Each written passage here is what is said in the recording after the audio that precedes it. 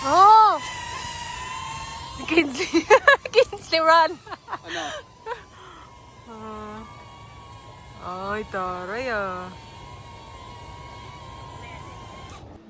Oh, good girl ah. Gusto niya yan yung banana. Hinayaan lang namin siya para matuto rin siya, guys. Diba? Kaya natuto na lang din siya. Kasi yung banana naman, malambot naman siya. At saka may ngipin na si Ellie. Aling malakas na siya kumain. Lakas niya kumain ng food. Hindi rin siya mapili. Awa ng Diyos, hindi kami nahirapan talagang pakainin siya ng hard food kasi hindi talaga siya mapili.